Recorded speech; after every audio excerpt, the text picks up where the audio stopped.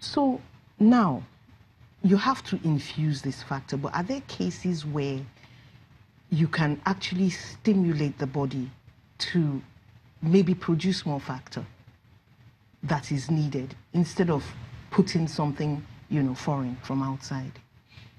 Well, hemophilia is, the summary of it is that it's either reduced or absent.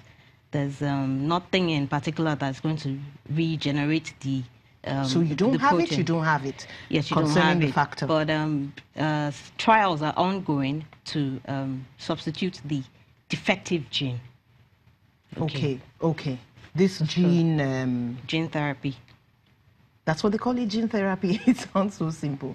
Where they put the defect... Does it have anything to do with stem cell therapy? No, it's not stem cell transplant. It's just you're replacing a defective gene. Right now, studies are on for that. Right now, trials but are nobody ongoing. has had the thing done. No. Okay, how about concluded. This thing they do for people with sickle cell anemia, where they have genetic counseling? It's possible then to know that somebody is a hemophiliac or is living with hemophilia. Is there a way of counseling people in such a way that when they get married and eventually have children, their children don't get hemophilia, so that at some point the line of inheritance is stopped? In other words, at the end of the day, I'm asking, can we get rid of it? Sure, it's not that simple. Genetic testing can be done for patients with hemophilia, but generally it's advised to do it for people with suspected carrier states, so they are aware, especially like sisters to people with hemophilia. You want to know, is this person a carrier?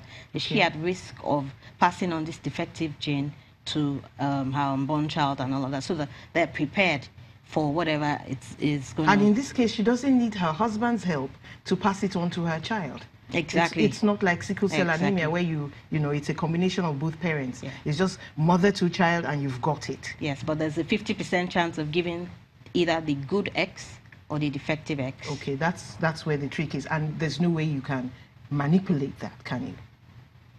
Well, I'm sure there will be ethical issues concerning that. Okay. Yeah. Okay, let me ask you, Prosper. You're the president of the Southwest Zone, of the Haemophilia Federation of Nigeria.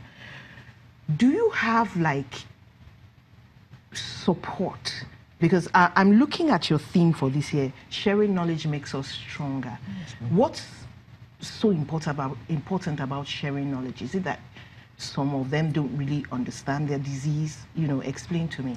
Yeah, the hemophilia disease in Nigeria has a very low awareness. In fact, more than 90% of our population of the Nigeria know nothing about hemophilia. So the sharing knowledge is an avenue to tell the world that we exist. It's an avenue to create awareness. It's an avenue to tell the world what our problem is and to get support from the world. Is to share knowledge, is to help hemophilia live a healthier life, live a longer life, and educate them, train them for a better quality of life. Okay, so if I were to ask you, what would you like people to know about you, your own life? For example, do you live alone? Have you lived alone? Yes, please. And you were able to handle the challenges? Yes, please. I was able to. What you described to me, spontaneous bleeding. Yes, please. How do you handle that? Well, although I had some issues, some challenges then, because when I was diagnosed, I was almost 23 years. Okay. When I was diagnosed as an hemophilia. Before then, I usually go to the hospital to get support from doctors, from the clinic. I use painkiller. And the most important thing with hemophilia, if you have hemophilia, is determination, to succeed. You can decide not to. You can use hemophilia as an excuse to put yourself down, but it depends on. Everything is about determination. You can decide to succeed with. I'm aware that you are married. Yes, please. And you have a child. Yes, please. Daughter, son? I have a daughter. Okay, so she is not likely to have hemophilia because she's a girl, right? Yeah, but there's a possibility of being a carrier. Have you checked? Not at all. Okay, but you haven't noticed anything. For girls, is it milder if they do end up getting the hemophilia?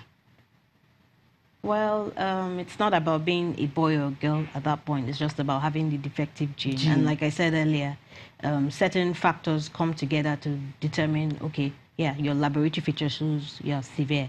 But sometimes the severe cases might not bleed as much as you would expect based on their lab results. But more often than not, the girl would now depend on the non-defective gene. Yeah. So she wouldn't show up those symptoms. We'll go on a short break and come back for the rest. Please stay with us. Right after the break, we continue, and then you can get your calls in.